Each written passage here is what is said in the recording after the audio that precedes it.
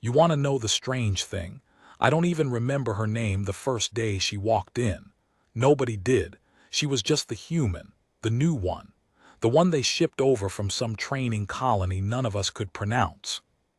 I'm going to tell you this whole thing the way it happened, not the cleaned-up version they put in the Academy records later, the real one, because I was there. I sat 2 rows behind her for almost a full standard year, and I watched the entire thing unfold, and I still think about it more than I'd like to admit. Let me start where it actually started, not with the scars, with the sleeves. The Coalition Combat Academy sits on a moon called Tessaract Minor.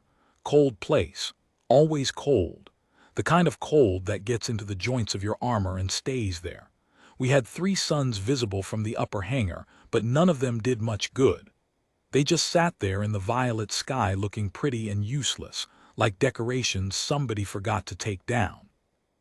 I'm Drenic, by the way. Velen, if that means anything to you. We're the tall ones with the gray skin and the second set of eyelids. Most species think we look serious all the time. We don't. We just have faces that don't move much. The Academy took cadets from 42 member worlds. 42. You'd walk down a corridor and hear a dozen languages bouncing off the metal walls, smell a dozen kinds of food coming out of the mess hall, none of it quite right, all of it homesick in a different flavor. We were supposed to be the future of the Coalition military, the best of the best from every world that mattered. And then there were the humans. Earth had joined the Coalition only 11 years before. 11 years. That's nothing. A blink. Most of the older species had been part of the Alliance for centuries, some for over 1,000 standard years. So when humans started showing up at the academies, the rest of us didn't really know what to make of them. They were small, that was the first thing. Not the smallest species, the Pell were tiny, you could fit one in your palm, but compared to us, compared to the Kraton and the Visari and the rest of the frontline fighting species, humans looked breakable. Soft skin. No natural armor. No claws worth mentioning. Their eyes were on the front of their faces like predators, which made some of the others nervous, but everything else about them said prey. And they bled. Stars, did they bleed? The medical wing always seemed to have a human in it. They'd come back from field exercises scraped up and bandaged in ways that would have sidelined them for weeks back home, except they never seemed to actually slow down. That was the joke, in the early days. The humans were the species that didn't know when to quit because nobody had ever told them they were supposed to. We laughed about it. I'm not proud of that part, we laughed. Her name was Maren Soto. I learned it the second week when the instructor, a Kraton drill master named Vorgan, all teeth and bad temper, barked it out during attendance, and she answered with a single flat word. Present, just that. No flourish, no nervousness. Most new cadets had a little shake in their voice the first month. She didn't. She sat near the front, left side, by the window that looked out over the frozen training fields. Always the same seat. She got there early every single morning, before almost anyone else, and she'd be sitting there with her data pad out and her posture straight as a blade. And she wore long sleeves. Now that doesn't sound like much, but you have to understand the Academy uniform was standard issue. Sleeveless undertunic for cadets because the combat instructors wanted to see your muscle engagement during drills, wanted to see your form, your range, the way your joints worked. Everybody wore the standard cut. It was practically a rule. Maren wore a thermal underlayer beneath hers, long, covering her arms all the way to the wrists. She said it was because of the cold, because humans ran warmer than most of us and the moon's climate hit them harder. The instructors let it slide at first. Humans were new. Allowances were made. But she wore those sleeves on the hot days too. In the training simulators, where the heat could climb until even a Kraton was breathing hard. In the gym, where everyone else stripped down. On the one warm afternoon all year, when the 3 suns lined up just right, and the whole academy went outside to feel something like real heat on their skin for the first time in months. Long sleeves always. We noticed, of course we noticed. The Vasari noticed first. They notice everything. It's a survival trait. They come from a world where the things you don't see eat you. Then the rest of us picked up on it. There was talk. There's always talk. Some of them said she was hiding a deformity. Some said humans had ugly skin underneath and she was ashamed. One of the Creighton cadets, a big arrogant one named Haas, started a rumor that she had some kind of disease, and the academy was covering it up to avoid an incident with Earth. I didn't believe any of it, but I'll be honest with you, I didn't defend her either. I just watched. I told myself it wasn't my business. The way you do when you're young and you don't want to be the one who stands out. She didn't make it easy to know her either. I want to be fair about that. She kept to herself in a way that felt almost deliberate, like a door she decided to keep shut. She ate alone, usually. There was an Earth ration she'd bring sometimes instead of the mess hall food, some dried thing in a foil packet, and she'd sit in the corner and eat it slowly and read. She didn't go to the social functions, didn't drink the fermented stuff the older cadets smuggled in, didn't laugh at the jokes, even the ones that weren't at her expense. The other two humans in our cohort weren't like that. There was a loud one named Petey who made friends with everyone and a quiet, thoughtful one named Aiko who at least smiled when you talked to her. They were normal. They were what we expected humans to be, friendly, a little overeager, desperate to prove they belonged. Maren wasn't trying to prove anything. That's what unsettled people, I think. She moved through the academy like someone who'd already settled the question of whether she belonged a long time ago and didn't much care what the rest of us concluded. It came off as cold, arrogant even. Haas certainly read it that way, and Haas was the kind of cadet who couldn't stand being ignored. The first real trouble came in the 3rd month. We were doing close combat drills, hand-to-hand, all species mixed, which the instructors loved because it taught us how different bodies fought. A Vasari fights nothing like a Creighton. A Velen like me has reach but not much raw power. The whole point was to learn to adapt. They paired Maren with Haas. Now I want you to picture this. Haas was a Creighton. Creighton are big, easily twice a human's mass, plated skin, jaw strength that can crush bone. Haas in particular had been one of the top combat scores in our cohort since day one, and he knew it, and he'd been waiting for a chance to put the cold little human in her place. The instructors should have stopped it. Looking back, I think Vorgan wanted to see what would happen, wanted to teach the human a lesson about humility. Some of the old guards still resented Earth getting a seat at the table, and I think Vorgan was one of them. They stepped onto the mat, Haas grinning with all those teeth, Maren just standing there, loose, relaxed, sleeves down to her wrists. Vorgan gave the signal. Haas came in fast, faster than something his size had any right to move. He went for a grapple, the standard Creighton opener, get the smaller opponent in his grip, end it before it starts. She wasn't there. I don't fully know how to describe what she did, because it happened in less than a second and my second eyelids weren't even fully retracted yet. She slipped sideways low under his arm. There was a moment where she had her whole body braced against the back of his knee, and then Haas, 600 kilos of armored Creighton, went down. Hard. The mat boomed like a drum. The whole room went silent. Haas got up roaring, embarrassed, furious. He came again, and this time there was nothing controlled about it, nothing like a drill. He wanted to hurt her. She let him close the distance. Took a hit on the shoulder that would have broken bone in most species. I heard it land, heard her breath go out of her, and she just absorbed it, rolled with it, used his own momentum and put him down again.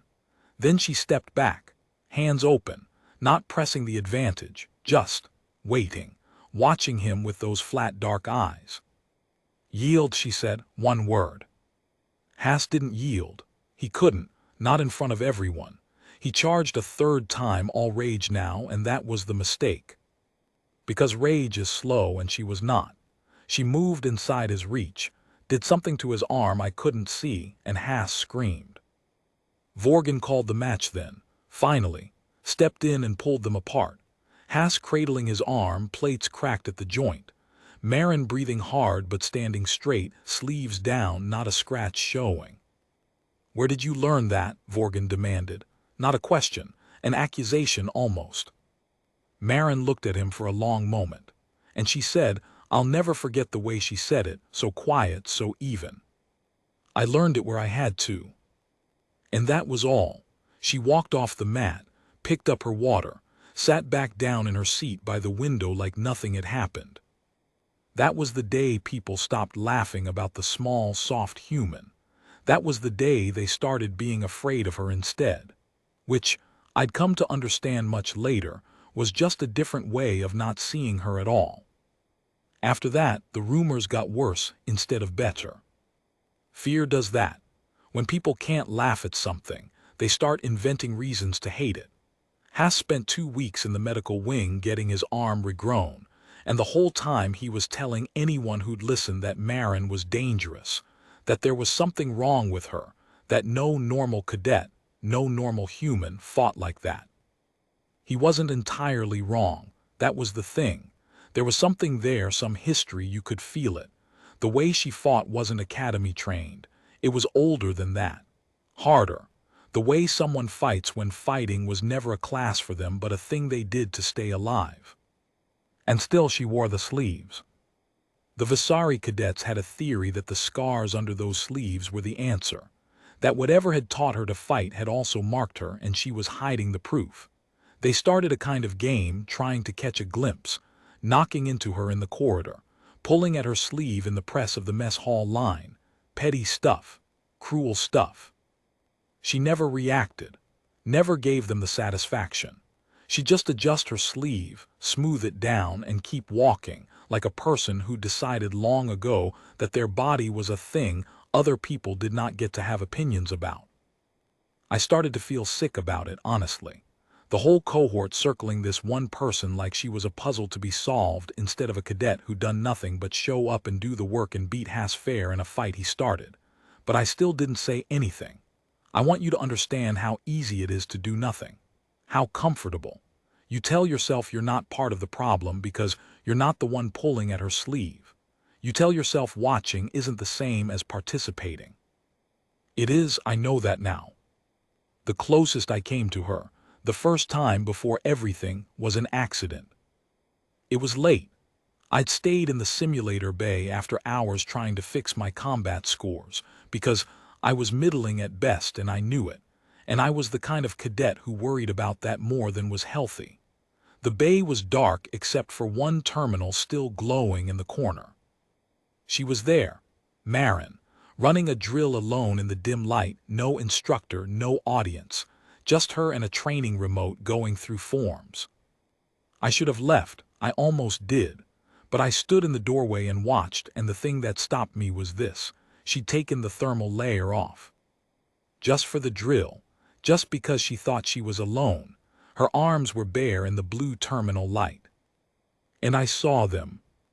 I couldn't make out much from the doorway in the dark, and I had the decency not to step closer. But I saw enough to know the rumors were right and wrong at the same time. There were scars, yes, a lot of them, but they weren't the kind you got from being weak or sick or ashamed.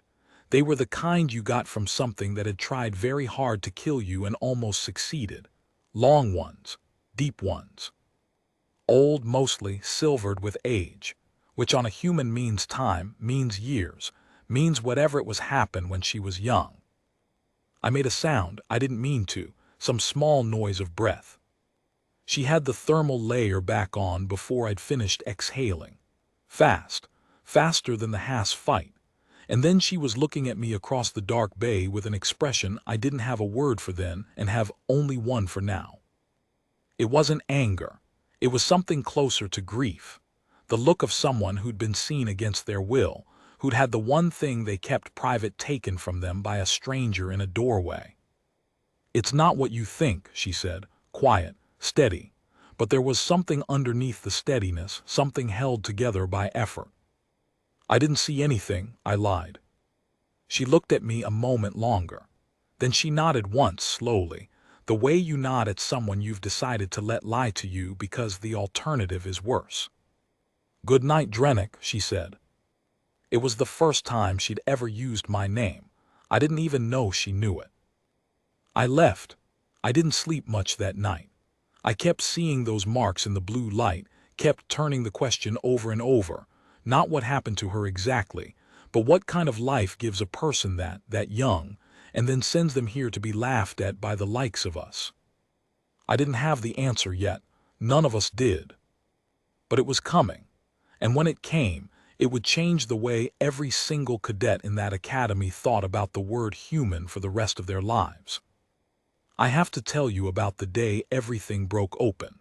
But first you need to understand what we were even doing on Tessaract Minor, why the academy existed at all, because it matters for what comes next.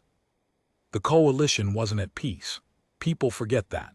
The histories make it sound like the alliance was this stable, settled thing, 42 worlds holding hands across the dark. It wasn't. Out past the edge of charted space there were the Surthid, and I'll keep this short because I know the history bores some people, but you can't understand Maren without understanding the Surthid. The Surthid were a hive intelligence. Old. Patient. They didn't negotiate, didn't take prisoners in any way that mattered, didn't recognize other species as anything but raw material. For 2 centuries, the coalition had been fighting them along the rimward border, a slow, grinding war of attrition out in systems most cadets would never see.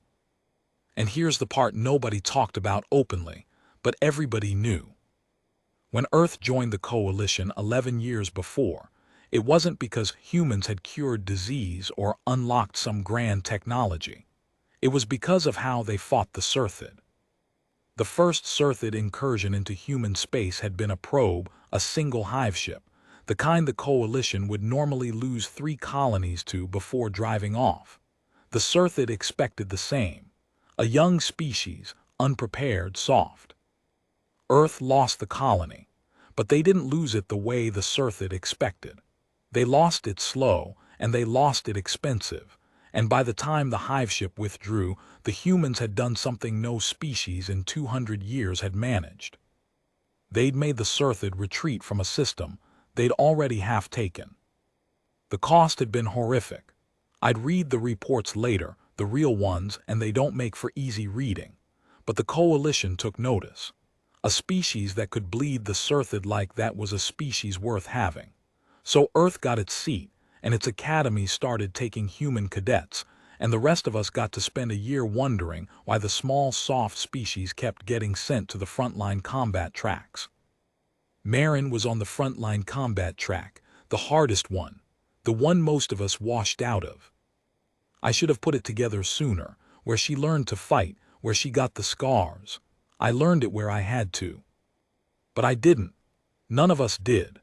Because the truth was sitting right in front of us the whole time, in the seat by the window, in the long sleeves, and we'd been too busy treating her like a puzzle to ask the only question that mattered.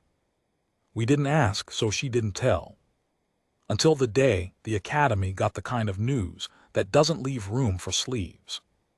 It was a transmission, mid-morning during tactics class.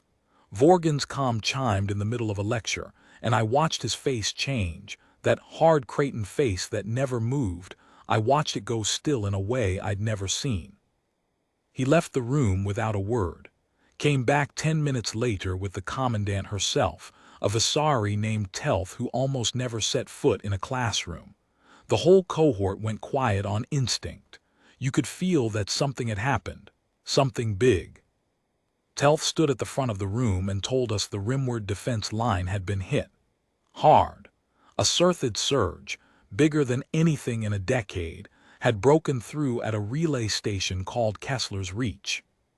And then she said the part that made the room stop breathing. She said the station had held. Against odds that should have meant it fell in the first hour, it had held for 3 days, long enough for the coalition relief fleet to arrive. Held because of one defense team that had refused to fall back when the line broke. A team that had bought those 3 days with everything they had. Telth read the names of the team, a roll of honor, most of them posthumous. And the third name on the list, the team's commanding officer, the one the report singled out, the one who'd organized the holding action and kept a station of 2,000 civilians alive through 3 days of hell, was Soto. Captain Soto. I turned to look at the seat by the window before I even understood why. Maren was sitting very, very still, and every drop of color had gone out of her face. Soto. The name hung in the room like smoke, and the strange thing, the thing I keep coming back to, is that not one of us made the connection in that first moment. We'd been sitting next to Maren Soto for 3 months. We'd watched her put Hass on the mat. We'd pulled at her sleeves and whispered behind her back. And when the commandant read out the name of the captain who'd held Kessler's Reach, nobody in that room turned to her. Except me. I turned because of the simulator bay. Because of the scars in the blue light and the look on her face when she'd said it's not what you think. Something in me had filed it away, some instinct, and when Telth said Soto, that file flew open all at once. I watched the color leave Maren's face. I watched her hands, flat on the desk, go very still, too still, the stillness of someone holding themselves together by force. And then she did something I'll remember for the rest of my life. She raised her hand. Calm, steady, like she was about to ask a clarifying question about a tactics problem. Telth stopped, looked at her. Cadet. Was there a survivor count? Maren said. Her voice was level, too level, the kind of level that costs everything. From the civilian decks, 2,041 were registered at the start of the action. How many made it to the relief fleet? The commandant looked down at her datapad. There was a pause that went on too long. 1,980, Telth said quietly. 61 lost, mostly in the first hour before the line stabilized. Maren nodded, once, like she was confirming a sum she'd already done in her head. Thank you, she said. And then she put her hand down, and she looked back out the window at the frozen training fields, and she didn't say anything else for the rest of the class. She didn't cry. I want to be clear about that, because people who tell this story later sometimes add tears that weren't there. There were no tears. There was just a person sitting very straight in a room full of people who suddenly, slowly, were starting to understand that they'd been getting something terribly wrong for 3 months. You could feel it move through the cohort, heads turning, the whisper of the realization passing seat to seat. Soto, Soto, that's her name, that's her name. The captain who'd held Kessler's Reach had the same name as the cold little human by the window. Vorgan dismissed us early. Nobody objected. Here's what we learned over the next few days, in pieces, the way you learn anything real, sideways, second-hand, never all at once. The Captain Soto who died at Kessler's Reach was Elena Soto, Maren's mother. That much got out fast. The Academy couldn't keep it quiet even if it had wanted to. The honor roll was a coalition-wide broadcast, and somebody in the records office let slip that Cadet M. Soto's listed next of kin had just been updated to deceased. But that wasn't the part that changed everything. Lots of cadets had parents in the service. Lots of us would lose family to the Sirthid before our careers were done. That was the deal we'd all signed. A dead mother was tragic, but it wasn't a mystery. The mystery was the scars. And it was Aiko, the quiet human, the kind one, who finally told me the truth of it. 3 days after the broadcast, in the corner of the mess hall while Maren ate alone across the room with her foil packet and her datapad like nothing in the universe had changed. You don't know who she is, do you? Aiko said to me, not unkind, just tired. None of you do. You've spent 3 months making up stories about her and not one of you bothered to look her up. Look her up where? Aiko slid her datapad across the table. There was a file open on it. An old news record, 11 years old from Earth's own archives, from the year humanity joined the coalition, from the year of the first Sirthid incursion into human space. The colony that fell, the one I told you about, the one humanity lost slow and expensive. It had a name, Meridian Station, A civilian habitat, 12,000 people, out on the edge of the human sphere. When the Sirthid hiveship came, Meridian had almost no military presence, a token defense detachment, a few patrol craft, nothing built to stand against a hiveship. And the Sirthid did what the Sirthid do. They breached the station. They came inside. I read the file standing there in the mess hall, and the cold of Tessaract Minor was nothing compared to the cold that went through me. Because there were survivors from Meridian, not many. The Sirthid don't leave many, but there was a sealed evacuation sector, a school of all things, a habitat school for the colony's children, and the teachers had managed to seal it before the breach reached them. Behind that seal, for 9 days, 200 children and a handful of adults waited to find out if they were going to live or die. The Sirthid found the seal on the 6th day, and they started to cut through. The file had a name. The one survivor account the journalists had built the whole story around. A child who'd been in that sector, who'd done something no one expected a child to do. The name was Maren Soto. She had been 9 years old. I made Aiko tell me the rest. I had to know. When the Sirthid breached the school sector, the adults did what adults do. They put the children behind them and they fought with whatever they had, which was almost nothing. Maintenance tools. A single defense officer with a sidearm and not enough charges. They held the inner doorway. They died holding it, most of them, one by one, buying meters and minutes. And Maren, 9 years old Maren, did not hide at the back the way she'd been told. She'd watched the adults rig the sector's atmosphere controls during those 6 days of waiting. She'd watched, and she'd remembered, the way some children remember everything when they're frightened enough. When the last adult fell, and the Sirthid came pouring through the doorway toward 200 children, Maren Soto blew the atmosphere. She vented the breach corridor, decompressed the whole forward section into the dark.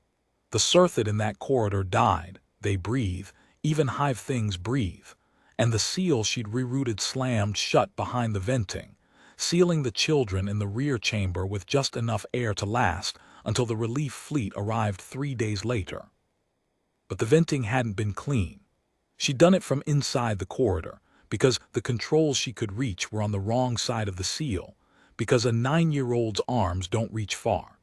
She'd triggered it, and then she'd had to climb back through the closing seal while the Sirthid died around her, while the decompression tore at everything, while the thing's dying claws raked across her arms as she pulled herself through a gap that was closing on a timer she'd set herself.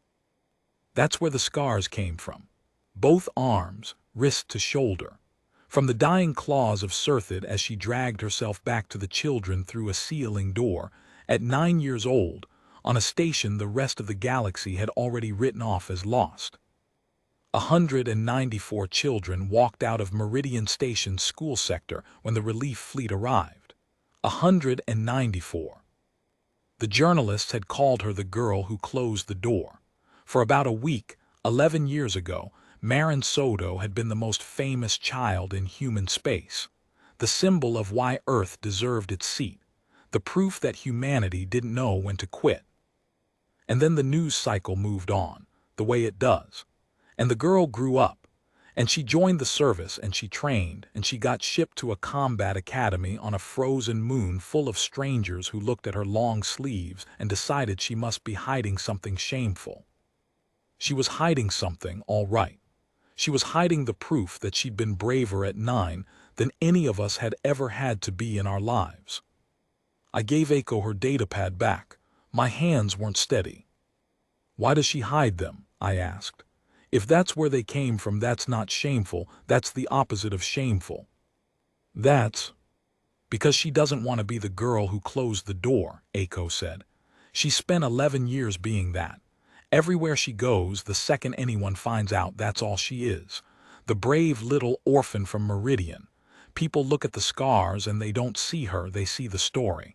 They get this look. You know the look, the one you've got right now. I didn't have an answer for that. She came here because nobody knew, Aiko went on. A combat academy full of aliens who'd never heard of Meridian Station. For 3 months she got to be just a cadet, just somebody who shows up and does the work. The sleeves weren't shame, Drennick. They were the only privacy she had left. Aiko's voice went rough at the edges. And now her mother's dead, doing the exact same thing she did at 9. And the whole academy's about to find out who she is. And she's going to lose the one place where she got to just be a person. I thought about the rumors, the Creighton saying she had a disease, the Vasari pulling at her sleeves like it was a game. 3 months of us treating the bravest person any of us would ever meet like a puzzle to be solved, because she wouldn't perform her pain for our entertainment. I felt sick. I'd felt sick before, watching it happen, but this was worse because now I understood exactly what we'd been doing. The story got out. Of course it got out. Aiko had told me to be quiet about it, and I swear I was, but these things have their own gravity. Somebody in records talked, or somebody recognized the name from the broadcast and went looking the way Aiko had. By the end of the week, the whole academy knew. The girl who closed the door was in the second-year combat cohort, sitting by the window, wearing long sleeves. And I watched the academy do the thing I'd been afraid it would do, the thing Aiko had warned about. They got the look. Suddenly everyone wanted to talk to her. Cadets who'd whispered behind her back for 3 months now wanted to sit with her at meals, wanted to hear the story from her own mouth, wanted to be near it. Hass, who tried to break her arm on the mat, actually came up to her in the corridor and apologized loudly in front of everyone, which had nothing to do with Maren and everything to do with Hass wanting to be seen apologizing. The instructors started treating her differently too, carefully, like she might break, which was absurd. She was the least breakable person on that moon. Vorgan stopped calling on her in tactics, as if her grief and her past meant she shouldn't have to participate, when participating was the only thing keeping her upright. And Maren hated all of it. You could see it. Every kindness was a small theft. Every "I had no idea, I'm so sorry, you're so brave" took another piece of the privacy she'd come here to find. She traded the rumors about disease for something that felt to her even worse. She'd become the story again. The symbol. The brave little orphan. She started eating in her quarters, stopped coming to the optional sessions, drew further in day by day until she was a person made entirely of edges. I want to tell you I helped. I want to tell you I was different from the rest of them. I wasn't, not at first. I gave her the look too. The first time I saw her in the corridor after I knew, I couldn't help it. My face did the thing, the careful pitying thing, and she saw it, and her jaw tightened, and she walked past me without a word. I'd become one more person who couldn't see her anymore, just the scars and the story. It took me almost 2 weeks to figure out how to fix that. And the way I figured it out is the part of this story I'm actually a little proud of, so let me tell it right. I went back to the simulator bay, late like before. And like before, she was there, alone, in the blue terminal light, running forms with the thermal layer off because she thought no one was watching. The scars were plain to see now. I knew what they were. I knew exactly what had made every single one of them. And I made myself not get the look. I made myself not see the story. I made myself see the cadet, the middling better than me cadet who came here every night to get better, who'd put Hass down twice, who answered attendance with one flat word. I stepped into the bay. She heard me, of course. She always heard everything. She reached for the thermal layer. "Don't," I said. "I mean, you don't have to, not for me. But if you want to, that's fine, I'll go." She stopped, looked at me, wary, waiting for the look. "I came to ask if you'd spar," I said. "My combat scores are garbage. You're the best in the cohort and you train alone every night, and I figured, I don't know. I figured the worst you can say is no." It was not what she'd expected. I watched her recalibrate. "You want me to train you," she said slowly. "I want you to beat me up until I get better," I said, repeatedly. "It's going to be humiliating. I've made my peace with it." And something happened in her face. The smallest thing. The corner of her mouth, not a smile, nothing so much as that, but the place a smile might eventually come from. "You're not going to ask," she said. "It wasn't a question." "Ask what?" "About Meridian, the scars, any of it." "No," I said, "unless you want to tell me. And even then I'd rather you tell me about your terrible water discipline, because your hydration timing is genuinely embarrassing, and I've seen you do drills dehydrated, and it's affecting your back half stamina." She blinked at me, and then she laughed. It was a small laugh, short, a little rusty, like a door that hadn't opened in a while. But it was real, and it was the first time I'd ever heard it, and I understood in that moment that nobody at that academy had made Maren Soto laugh in 3 months, because nobody had ever once talked to her like she was a person instead of a story. "Your hydration timing's worse than mine," she said. "That's statistically impossible, but I look forward to being corrected on the mat." She left the thermal layer off. We sparred. She put me on the ground 11 times in 40 minutes and explained, patiently, exactly what I'd done wrong each time, and not once did either of us mention the scars on her arms, even though I could see every one of them the whole time, even though I knew what each of them had cost. That was the night Maren Soto and I became friends, not because I rescued her. You don't rescue someone like that. The idea is laughable. But because I was the first person in 3 months to want something from her that wasn't her pain. But friendship between two cadets doesn't fix an academy. And the academy still had a problem named Maren Soto, even if the academy didn't know yet that it was the academy's problem and not hers. Because here's the thing about grief, and about being made into a symbol against your will, and about carrying scars from when you were 9. It doesn't stay quiet forever. It builds. And Maren had been holding hers in with both hands for 11 years, and her mother had just died doing the exact thing that had nearly killed Maren as a child, and the whole academy was watching her like a museum exhibit. Something was going to give. It gave during the live fire exercise. I'll tell you about the live fire exercise in part 3, because it's the heart of this whole thing, and it deserves to be told properly. It's the day the class learned not just where her scars came from, but what they meant. It's the day Maren Soto stopped hiding, not because she wanted to, but because 200 lives came down to whether she could do the thing she'd done at 9, all over again, in front of everyone. And it's the day I learned what the word human actually means, not the joke version, the real one. I'll tell you what happened. But I need you to hold on to one image first, so you're ready for it. Hold on to Maren in that simulator bay, thermal layer off, scars bare in the blue light, laughing for the first time in 3 months. Because the next time the whole academy saw those scars, nobody was laughing. Nobody was getting the look. They were just trying to stay alive. And they were all, every one of them, very glad that the small, soft human had never once learned when to quit.